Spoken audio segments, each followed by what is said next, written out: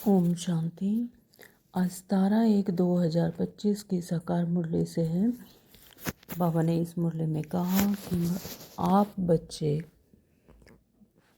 तुम भारत के most valuable servant हो।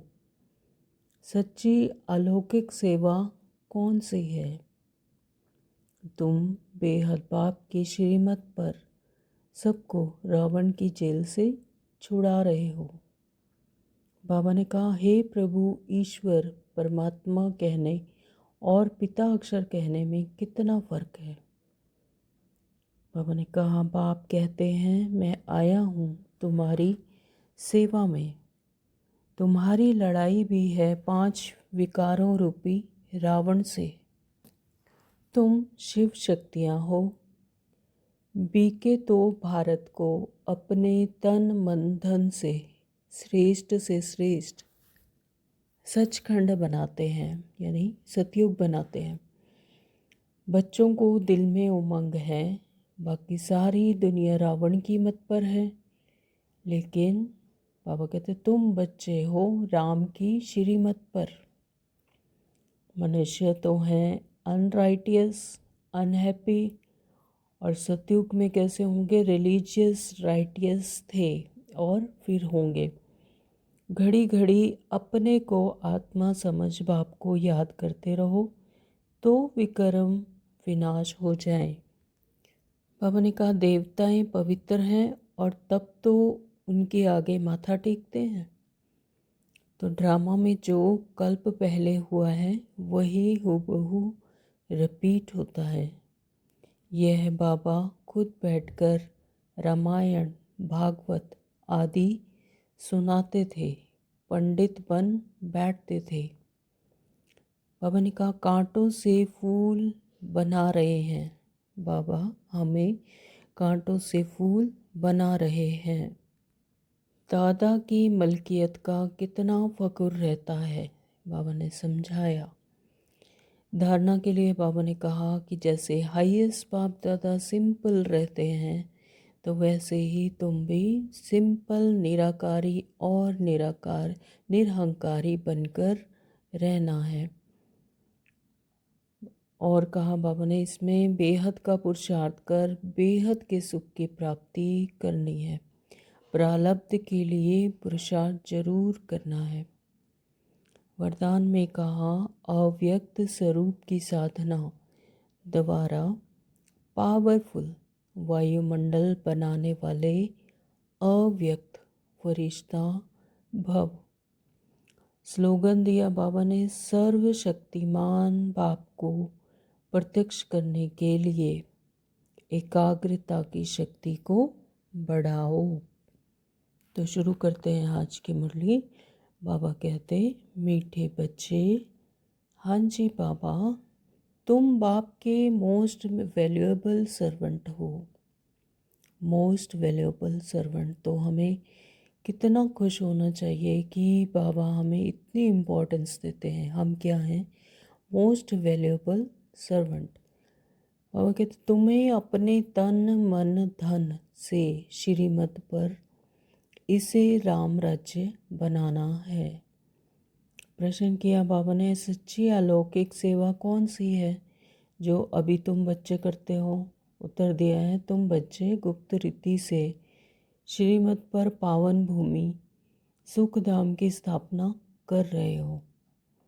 यही भारत की सच्ची अलौकिक सेवा है। तुम बेहद बाप की श्रीमत पर सबको रावण की जेल से छुड़ा रहे हो। यानी सबसे पहले परमात्मा ने हमें हमारे आत्मिक स्वरूप का, सत्य स्वरूप का ज्ञान कराया।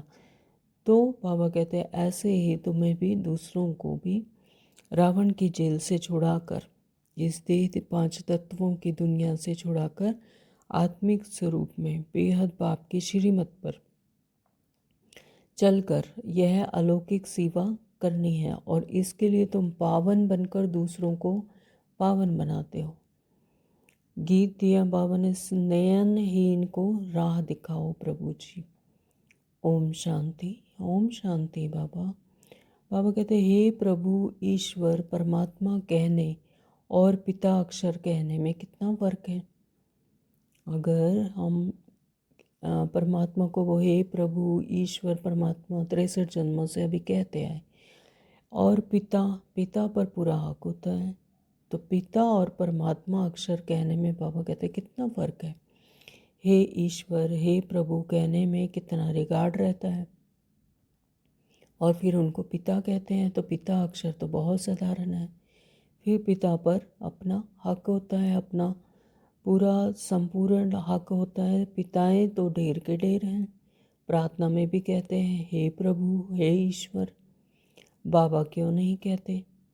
बाबा पूछ रहे हैं कि बाबा क्यों नहीं कहते?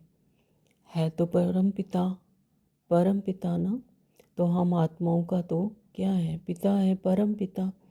परंतु बाबा अक्षर जैसे दब जाता है, परमात्मा अक्षर ऊंचा हो जाता है, तो उसका रिगार्ड करते हैं। परमात्मा अक्षर कहते कि ऊंचा है, और जो बाबा शब्द है वो क्या है, दब जाता है।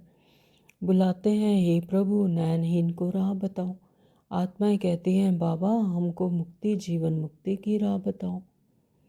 तो प्रभु अक्षर कितना बड़ा है, पिता अक्षर हल्का है। यहाँ तुम जानते हो बाप आकर समझाते हैं। लौकिक रीति से तो पिताएं बहुत हैं, बुलाते भी हैं तुम मात पिता हम बारिक तेरे, है ना। तो कितना साधारण अक्षर है।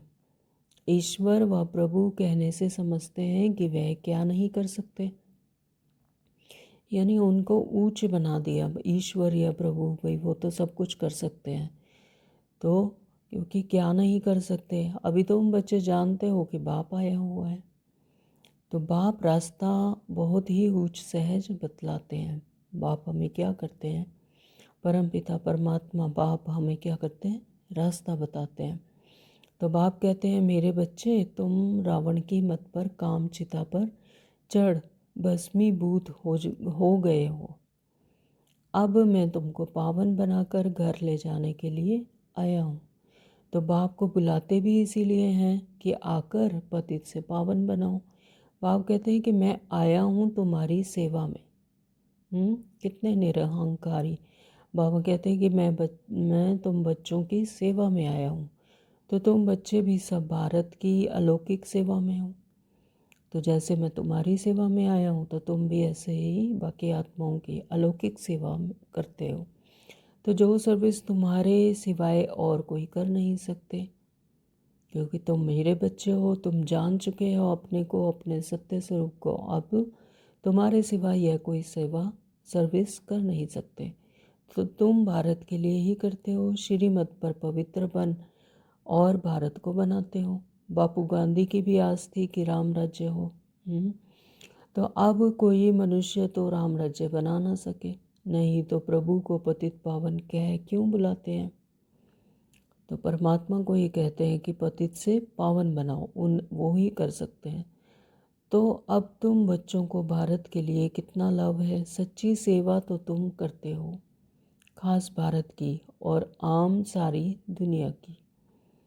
बाबा आज बच्चों को रिगार्ड दे रहे हैं कि तुम ही मेरे सच्चे सेवक हो, भारत की सेवा करते हो, सारी दुनिया की मोस्ट वैल्यूएबल सर्वेंट हो। बाबा कहते तुम जानते हो भारत को फिर से राम राज्य बनाते हैं, जो बापूजी भी चाहते थे। गांधी जी को याद कर रहे हैं बाबा आज। तो वह हद का बापू जी था, यह फिर है बेहद का बापूजी। तो यह बेहद की सेवा करते हैं। तो यह तुम बच्चे ही जानते हो। तुम्हारे में भी नंबरवार यह नशा रहता है कि हम राम राज्य बनाएंगे। गवर्नमेंट के तुम सर्वेंट हो, तुम दैवी गवर्नमेंट बनाते हो। तुमको भारत के लिए फक्र है। जानते हो सतयुग में यह पावन भूमि थी, अब तो पतित है। तुम जानते हो अभी हम बाप द्वारा फिर से पावन भूमि व सुखधाम बना रहे हैं, सो भी गुप्त। तो बाबा हमारे द्वारा ही सुखधाम बनवाते हैं, मतलब सतयुग की स्थापना हम बच्चों के द्वारा ही करवाते हैं। तो श्रीमत भी गुप्त मिलती है। तो किसी को सामने दिखता है कि बाबा कैसे हमें पढ़ाते हैं, तो यह भी सब क्या है, गुप्त है। तो भारत गवर्नमेंट के लिए ही तुम कर रहे हो। श्रीमत पर तुम भारत की ऊंच से ऊंच सेवा अपने तन मन धन से कर रहे हो। तन से, मन से और धन से कर रहे हो। तो कांग्रेसी लोग कितना जेल आदि में गए, तुमको तो जेल आदि में जाने की दरकार नहीं। तुम्हारी तो है रूहानी बात, तो सब कुछ है रूहानी पढ़ाई, रूहानी बात। तो तुम्हारी लड़ाई भी है 5 विकारों रूपी रावण से। तो वह भी क्या है, सूक्ष्म। वह भी दिखाई थोड़ी ना देता है कि तुम्हारी लड़ाई भी है। बाबा कहते हैं 5 विकारों रूपी रावण से। तो जिस रावण का सारे पृथ्वी पर राज्य है, तुम्हारी यह सेना है। लंका तो एक छोटा टापू है, यह सृष्टि बेहद का टापू है। तुम बेहद के बाप की श्रीमत पर सबको रावण की जेल से छुड़ाते हो। यह तो तुम जानते हो कि इस पतित दुनिया का विनाश तो होना ही है। यह तो अभी हर कोई कहता है कि पतित दुनिया का तो विनाश होना ही है। तो यह सृष्टि सारी विनाश के कटघरे में खड़ी हुई है जैसे। तो तुम शिव शक्तियाँ हो। बाबा कहते अपने बच्चों को कि तुम क्या हो, शिव के बच्चे, शिव की शक्तियाँ। तो शिव शक्ति यह गोप भी है और तुम गुप्त रीति भारत की बहुत बड़ी सेवा कर रहे हो। आगे चल सबको पता पड़ेगा तुम्हारी है श्रीमत पर रूहानी सेवा। तो तुम गुप्त हो, गवर्नमेंट जानती ही नहीं कि यह बीके तो भारत को अपने तन मन धन से श्रेष्ठ सचखंड बनाते हैं। तो बीके ब्रह्मा कुमार भारत को अपने तन मन धन से क्या बनाते हैं, श्रेष्ठ से श्रेष्ठ सचखंड यानी सतयुग बनाते हैं। और इस सारी सृष्टि को ही ट्रांसफॉर्म करते हैं। तो भारत सचखंड था, अब क्या बना है, झूठ खंड है। यानी पहले भारत सतो प्रधान था और अब तमो प्रधान। तो सच तो एक ही बाप है। कहा भी जाता है गॉड इज ट्रुथ। तुमको नर से नारायण बनने की सत्य शिक्षा दे रहे हैं। बाप कहते हैं कल पहले भी तुमको नर से नारायण बनाया था। रामायण में तो वो क्या क्या कथाएं लिख दी हैं। कहते हैं राम ने बंदर की सेना ली, तो तुम पहले बंदर मिसल थे। तो जब विकारों के वश थे तो हम क्या थे, बंदर मिसल, है ना। तो जैसे बंदर होता है उसको कुछ पता नहीं चलता, तो वो अपने विकारों वश कुछ भी करता है। तो उसी तरह से हम सब भी क्या थे, जब तक अपना आत्मिक स्वरूप की जानकारी नहीं थी, परिचय बाबा का परिचय नहीं था, तो हम भी क्या थे, बंदर मिसल। तो एक सीता की बात नहीं, बाप समझाते हैं कैसे हम रावण राज्य का विनाश कराए, राम राज्य स्थापन करते हैं। तो इसमें कोई तकलीफ़ की बात नहीं। वह तो कितना खर्चा करते हैं, रावण का बुत बनाकर फिर उसको जलाते हैं, समझते कुछ भी नहीं। रावण का बुत रोज हर साल और बड़ा बनाते हैं, जलाते हैं, लेकिन समझते नहीं हैं। बड़े बड़े लोग सब जाते हैं, फॉरेनर्स को भी दिखाते हैं, समझते कुछ भी नहीं। उसको जला जला कर खुश होते हैं कि हमने रावण को जला दिया। लेकिन क्या है, वो विकार रूपी रावण तो और बड़ा होता जाता है और तमो प्रधान दुनिया बनती जा रही है। तो जैसे जलता नहीं, अगले साल और बड़ा बुत बन जाता है, लेकिन समझते कुछ भी नहीं। बाबा कहते हैं अभी बाप समझाते हैं कि तुम बच्चों को दिल में उमंग है कि हम भारत की सच्ची रूहानी सेवा कर रहे हैं। तो हर एक बाबा के बच्चे को यह दिल में उमंग है कि हम बाबा के बच्चे भारत की सच्ची रूहानी सेवा कर रहे हैं। तो बाकी सारी दुनिया रावण की मत पर है, तुम हो राम की श्रीमत पर। तो राम को हो, शिव को हो, नाम तो बहुत रख दिए। तो यहाँ पर राम कौन है, राम है स्वयं परम पिता परमात्मा, शिव निराकार परमात्मा। तो तुम बच्चे भारत के मोस्ट वैल्यूएबल सर्वेंट हो श्रीमत पर। तो बाबा आज हम बच्चों को क्या कह रहे हैं, मोस्ट वैल्यूएबल सर्वेंट। कहते भी हैं हे पतित पावन आकर पावन बनाओ। तुम जानते हो सतयुग में हमको कितना सुख मिलता है, कारुण का खजाना मिलता है। तो वहाँ एवरेज आयु भी कितनी बड़ी रहती है। वे हैं योगी, यहाँ है सब भोगी। तो वह पावन और यह है पतित। स्वर्ग और कलयुग की बात कर रहे हैं बाबा, सतयुग और कलयुग। तो कितना धन रात दिन का फर्क है। श्री कृष्ण को भी योगी कहते हैं। तो जो आत्मिक स्वरूप में होगा, आत्मिक अपने सत्य स्वरूप में, तो उसे बाबा कहते हैं योगी। तो पर महात्मा भी कहते हैं। तो कुछ श्री कृष्ण को योगी भी कहते हैं और महात्मा भी कहते हैं।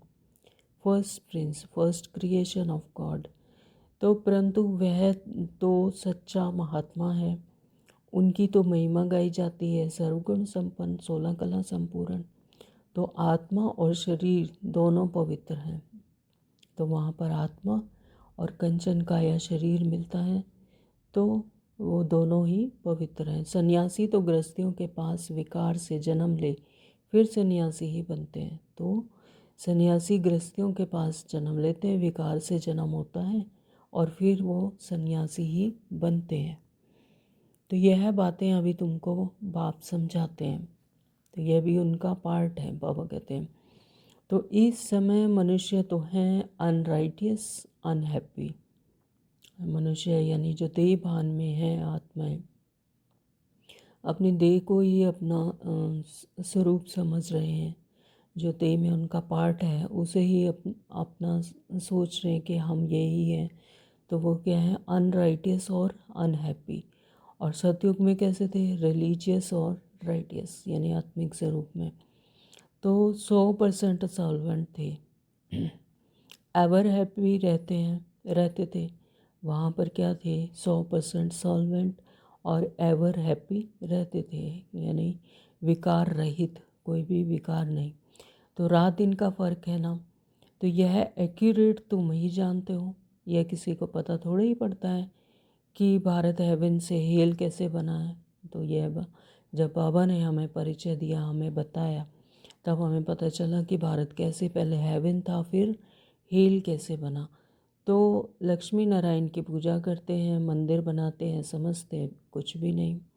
तो बाबा रोज मुरली में हमें बताते हैं कि कैसे उनकी पूजा करते हैं, फिर मंदिर बनाते हैं, लेकिन समझते नहीं। तो बाप समझाते रहते हैं। अच्छे अच्छे पोजीशन वाले जो हैं, बिड़ला को भी समझा सकते हैं। तो इन लक्ष्मी नारायण ने यह पद कैसे पाया, अपने पुरुषार्थ अनुसार। जैसा जैसा जिसने पुरुषार्थ किया, अपने आत्मिक स्थिति में टिके, और सबसे पहले उन्होंने अपने हाईएस्ट पोजीशन, अपनी हाईएस्ट आत्मिक स्थिति को अनुभव किया और उसमें रहे, तो अपने विक्रम सभी विनाश करके तो फिर यह पद पाया। तो क्या किया, जो इन्हों के मंदिर बनाए हैं, बगैर ऑक्यूपेशन जाने पूजा करना भी तो पत्थर पूजा अथवा गुड़िया की पूजा हो गई। बगैर ऑक्यूपेशन के पूजा करना भी जैसे पत्थर की पूजा और गुड़ियों की पूजा हो गई, यानी बिना सोचे समझे ही कुछ भी जैसे करते जा रहे हैं वैसे ही खुद भी करने लगे, लेकिन उसके पीछे लॉजिक क्या है वो नहीं समझते। और धर्म वाले तो जानते हैं क्राइस्ट फलाने समय पर आया, फिर आएगा। तो तुम बच्चों को कितनी रूहानी गुप्त फ़क्र होना चाहिए, तो कितनी खुशी होनी चाहिए, रूह को खुशी होनी चाहिए। आधा कल्प देह अभिमानी बने हो, अब बाप कहते हैं अशरीरी बनो।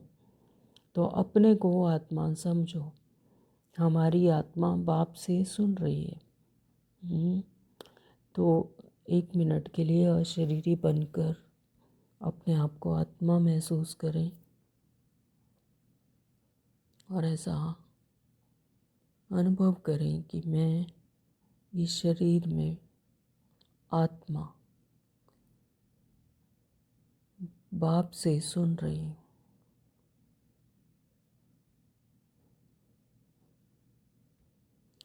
और सत्संगों में तो कभी ऐसा नहीं समझेंगे। यह रूहानी बाप रूहों को बैठ समझाते हैं।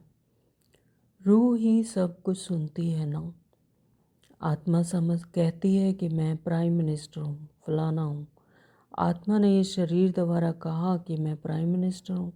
अभी तुम कहते हो कि हम आत्मा पुरुषार्थ कर स्वर्ग का देवी देवता बन रही हूँ। तो अहम आत्मा मम शरीर है, मैं क्या हूँ? आत्मा। और शरीर क्या है? मेरा, यानी मेरा, यानी कोई चीज़ है, जब वस्त्र है तो वो मेरा है। तो देही अभिमानी बनने में ही बड़ी मेहनत लगती है। देही अभिमानी यानी आत्मिक स्थिति में रहने में, स्वयं को आत्मा समझने में ही बड़ी मेहनत लगती है। घड़ी घड़ी अपने को आत्मा समझ पाप को याद करते रहो तो विकर्म विनाश हो जाए।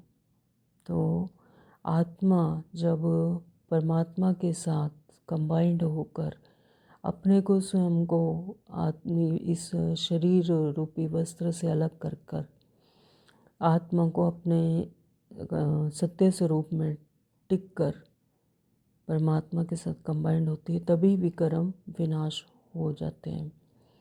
तुम मोस्ट ओबीडेंट सर्वेंट हो। बाबा कहते तुम मोस्ट ओबीडेंट सर्वेंट हो, श्रीमत पर चलकर सर्विस करते हो, कर्तव्य करते हो गुप्त रीति से। तो हम बच्चे गुप्त रीति से कर्तव्य करते हैं, तो नशा भी गुप्त चाहिए। हम गवर्नमेंट की रूहानी सर्वेंट हैं, भारत को स्वर्ग बनाते हैं। तो बापूजी भी चाहता था कि नई दुनिया में नया भारत हो, नई दिल्ली हो। अभी नई दुनिया तो है नहीं, तो यह पुरानी दिल्ली कब्रिस्तान बनती है, फिर परिस्थान बनती है। बनना है यानी परी का स्थान पर, यानी परिस्थान बनना है, स्वर्ग बनना है। तो अभी इनको परिस्थान थोड़े ही कहेंगे। नई दुनिया में परिस्थान, नई दिल्ली तुम बना रहे हो। तो यह बड़े समझने की बातें हैं, तो यह बातें भूलनी नहीं चाहिए। भारत को फिर से सुखधाम बनाना कितना उच्च कार्य है। ड्रामा प्लान अनुसार सृष्टि पुरानी होनी ही है, दुखधाम है ना। तो दुख हरता सुख करता एक बाप को ही कहा जाता है। तुम जानते हो बाप 5000 वर्ष बाद आकर दुखी भारत को सुखी बनाते हैं, तो सुख भी देते हैं और शांति भी देते हैं। मनुष्य कहते भी हैं मन की शांति कैसे मिले। अब शांति तो शांति धाम स्वीट होम में ही होती है। तो शांति धाम स्वीट होम यानी परम धाम में ही होती है, तो उसको कहा जाता है शांति धाम। जहाँ आवाज़ नहीं, गम नहीं, जहाँ कोई दुख नहीं होता, साइलेंस है, वहाँ कोई आवाज़ भी नहीं होती। तो सूर्य चांद आदि भी नहीं होते, तो सूर्य चांद आदि भी नहीं होते, वहाँ स्वीट साइलेंस होता है, स्वीट होम कहते हैं इसीलिए। तो अभी तुम बच्चों को यह सारा ज्ञान है। तो बाप भी आकर ओबीडेंट सर्वेंट बना है ना। तो परमात्मा का भी नूंद है ड्रामा में, तो वो भी हम बच्चों को आकर ज्ञान देते हैं। तो बाबा कहते हैं कि मैं भी तुम्हारा ओबीडेंट सर्वेंट हूँ। तो लेकिन बाप को तो बिल्कुल जानते ही नहीं, सबको महात्मा कह देते हैं। अब महान आत्मा तो सिवाय स्वर्ग के कभी हो ही नहीं सकते। तो वहाँ आत्माएं पवित्र हैं, पवित्र थी तो पीस प्रॉपर्टी भी थी। तो अभी प्योरिटी नहीं है तो कुछ नहीं है, प्योरिटी का ही मान है। देवताएं पवित्र हैं तब तो उनके आगे माथा टेकते हैं। तो देवताएं देने वाली आत्माएं, तो यानी वो इतनी पवित्र हैं तभी तो उनके आगे माथा टेकते हैं। पवित्र को पावन, अपवित्र को पतित कहा जाता है। यह है सारे विश्व का बेहद का बापू जी। बाबा आज कहते हैं कि मैं तो बेहद का बापू जी हूँ। तो ऐसे तो मेयर को भी कहेंगे सिटी फादर, तो वहाँ थोड़ी ही ऐसी बातें होंगी। तो वहाँ तो कायदे से राज्य चलता है, बुलाते भी हैं ये पतित पावन आओ।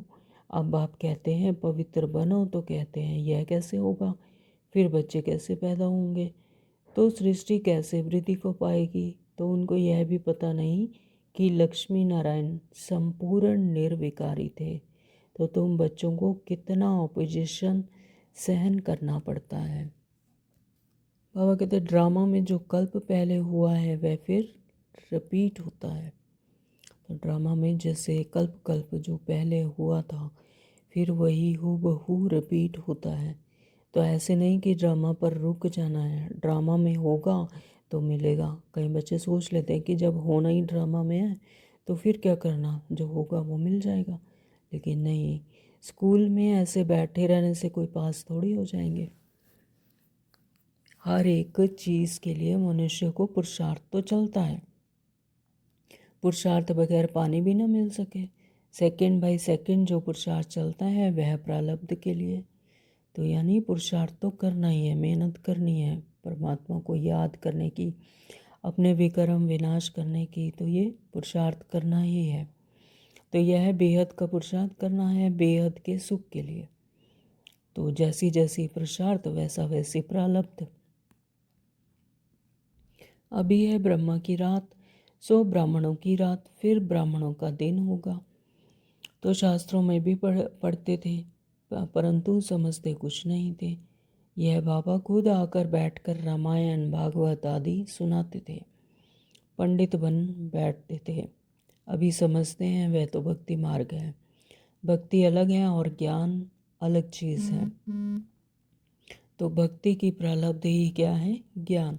तो बाप कहते हैं तुम काम चिता पर बैठ अब काले बन गए हो। श्री कृष्ण को भी श्याम सुंदर कहते हैं ना। तो पुजारी लोग अंध श्रद्धालु हैं। कितनी भूत पूजा है, शरीर की पूजा, गोया 5 तत्वों की पूजा हो गई। इसको कहा जाता है व्यभिचारी पूजा। भक्ति पहले अव्यभिचारी थी, वह शिव की ही होती थी, यानी एक शिव की ही पूजा होती थी। तो वह क्या थी? अव्यभिचारी पूजा, भक्ति। तो अभी तो देखो क्या क्या पूजा होती रहती हैं। अब क्या करते हैं, ठीकर भीतर में बाबा कहते हैं, मुरलियों में बताते गए, ठीकर भीतर की भी पूजा करते हैं, पत्थरों की, नदियों की, पेड़ पौधों की। तो बाप वंडर भी दिखाते हैं, नॉलेज भी समझा रहे हैं। कांटों से फूल बना रहे हैं। कांटे यानी विकारी और फूल यानी पवित्र। तो उनको कहते ही हैं गार्डन ऑफ फ्लावर्स। कराची में पहरे पर एक पठान रहता था, तो वह भी ध्यान में चला जाता था। कहता था कि हम बहिश्त में गया, खुदा ने हमको फूल दिया। तो उनको बड़ा मज़ा आता था। वंडर है ना, वह तो 7 वंडर कहते हैं। वास्तव में वंडर ऑफ द वर्ल्ड तो स्वर्ग है, यह किसी को भी पता नहीं है। तुम्हें कितना फर्स्ट क्लास ज्ञान मिला है, तुमको कितनी खुशी होनी चाहिए। कितना हाईएस्ट बाप दादा है और कितना सिंपल रहते हैं। बाप की महिमा गाई जाती है, वह निराकार निरहंकारी है। बाप को तो आकर सेवा करनी है ना। बाप हमेशा बच्चों की सेवा कर उनको धन दौलत दे खुद वानप्रस्थ अवस्था ले लेते हैं, बच्चों को माथे पर चढ़ाते हैं। तुम बच्चे विश्व के मालिक बनते हो। स्वीट होम में जाकर फिर स्वीट बादशाही आकर लेंगे। तो बाप कहते हैं हम तो बादशाही नहीं लेंगे। सच्चा निष्काम सेवाधारी तो एक बाप ही है। सच्चा निष्काम सेवाधारी तो एक बाप ही है। बाप इसके बदले कुछ लेते हैं क्या? नहीं लेते। तो बाबा सच्चा निष्काम सेवाधारी तो एक ही है, स्वयं परमपिता परमात्मा शिव। तो बच्चों को कितनी खुशी रहनी चाहिए, परंतु तो माया तो मैं भुला देती है। इतने बड़े बाप दादा को भूलना थोड़ी ही चाहिए। दादा की मलकियत का कितना फक्र रहता है। तुमको तो शिव बाबा मिला है तो उनकी मलकियत है। बाप कहते हैं मुझे याद करो तो दैवी गुण धारण करो।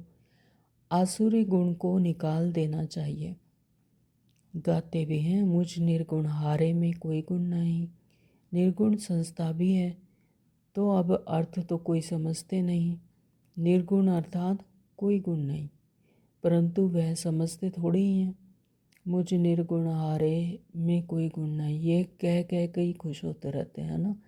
तो अपने आप को निर्गुण मानने शुरू कर देते हैं भक्ति में। तो तुम बच्चों को बाप एक ही बात समझाते हैं, बोलो हम तो भारत की सेवा में हैं। जो सबका बाप बापू जी है, हम उनकी श्रीमत पर चलते हैं। तो जब हम सब आत्माओं को जो परम पिता परमात्मा है बापू जी हैं, तो हम उनकी श्रीमत पर चलते हैं। श्रीमत भगवत गीता गाई हुई है। अच्छा, मीठे मीठे सिकलते बच्चों प्रति माता पिता बाप दादा का याद प्यार और गुड मॉर्निंग रूहानी बाप की रूहानी बच्चों को नमस्ते। हम रूहानी बच्चों की रूहानी बाप को नमस्ते जी, नमस्ते जी, नमस्ते जी। शुक्रिया बाबा, शुक्रिया। धारणा के लिए मुख्य सार बाबा ने कहा, नंबर 1, जैसे हाईएस्ट बाप दादा सिंपल रहते हैं, ऐसे बहुत बहुत सिंपल, निराकारी और निरहंकारी बनकर रहना। तो जैसे हाईएस्ट बाप दादा सिंपल रहते हैं, स्कूल में भी कहते हैं ना, सिंपल लिविंग हाई थिंकिंग, है ना। तो ऐसे ही बाबा कहते हैं कि तुम भी बहुत बहुत सिंपल, कहा भी जाता है कि जो जितना सरल है, सिंपल सरल, जितना सिंपल है उसकी समस्याएं भी उतनी ही सरल होंगी। तो जो गोल्ड होता है वो मोल्ड हो जाता है, जो सरल होता है वो भी मोल्ड हो जाता है। तो बाबा कहते हैं कि तुम में भी बहुत बहुत सिंपल और निराकारी और आत्मिक, निराकारी यानी आत्मिक स्वरूप में रहने से, जब मेरे सत्य स्वरूप के सभी जब आत्मा सत्य स्वरूप में रहती है तो उसके गुण भी सभी वास्तविक सत्य गुण भी इमर्ज हो जाते हैं और बेहद की वैराग्य वृत्ति आ जाती है। और निरहंकारी, तो करण करावनहार करा रहे हैं, कोई अहंकार नहीं, है ना। तो बाप द्वारा जो फर्स्ट क्लास ज्ञान मिला है उसका चिंतन करना है। तो बाबा द्वारा जो मुरली के द्वारा हमें रोज ज्ञान रतन मिल रहे हैं, तो जो फर्स्ट क्लास ज्ञान मिला है तो बाबा कहते हैं उसका ही चिंतन करना है। नंबर 2, बाबा ने बताया कि ड्रामा जो हूबहू रिपीट हो रहा है, इसमें बेहद का पुरुषार्थ कर बेहद सुख की प्राप्ति करनी है।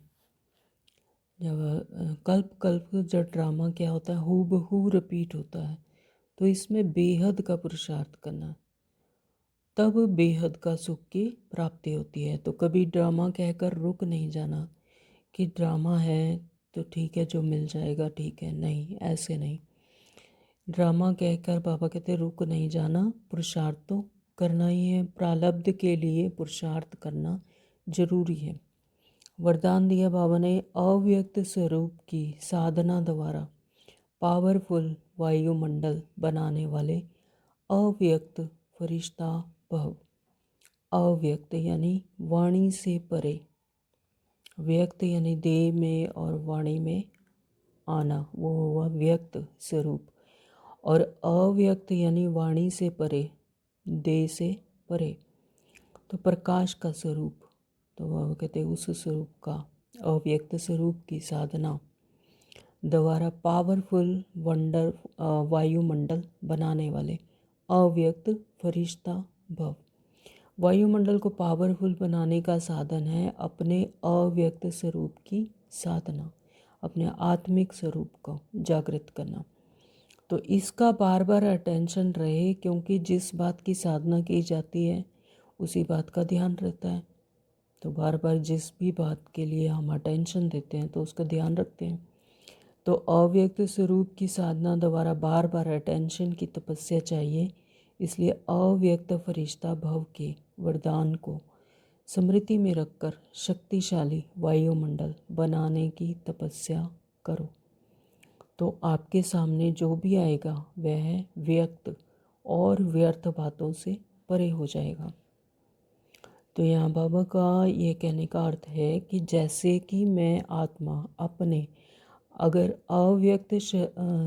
अपने अव्यक्त स्वरूप में आती हूँ, तो सामने वाला भी, जो सराउंडिंग में जो आत्माएं होंगी, वे तो उनका भी व्यक्त स्वरूप क्या हो जाएगा, उनको उनके सत्य स्वरूप में ले आएगा। उन्हें भी वही स्मृति आएगी अपने सत्य स्वरूप की, तो उन्हें भी वह अपना सत्य स्वरूप याद आ जाएगा। तो वह भी अपने व्यक्त और व्यर्थ बातों से स्वतः ही अपने आप ऑटोमेटिकली ही वो परे हो जाएंगे। तो किस बात पर अटेंशन देना है, अपने सत्य स्वरूप पर, अपने अव्यक्त स्वरूप की साधना पर बार बार अटेंशन देने की ही तपस्या चाहिए। बाबा कहते हैं फरिश्ता स्वरूप के वरदान को स्मृति में रखकर शक्तिशाली को वायुमंडल बनाना है। शक्तिशाली वायुमंडल बनाने की तपस्या करो, यानी अपने आत्मिक स्वरूप में टिको। स्लोगन दिया बाबा ने, सर्वशक्तिमान बाप को प्रत्यक्ष करने के लिए एकाग्रता की शक्ति को बढ़ाओ। सर्वशक्तिमान बाप को प्रत्यक्ष करने के लिए यानी एकाग्रता, यानी अचल अडोल स्थिति, एक रस स्थिति, मन हिले नहीं, इधर उधर ना भागे भटके नहीं, तो तब प्राप्ति होती है। तो वह भी सर्वशक्तिमान बाप को प्रत्यक्ष करने के लिए ऐसी अचल अडोल एक रस स्थिति की शक्ति को बाबा कहते बढ़ाओ। आज के अव्यक्त इशारे हैं, अपनी शक्तिशाली मनसा द्वारा सकाश देने की सेवा करो। जैसे अपने स्थूल कार्य के लिए भी प्रोग्राम सेट करते हैं, दिनचर्या प्रमाण सेट करते हैं, तो ऐसे ही अपनी मनसा समृद्ध स्थिति का प्रोग्राम सेट करो।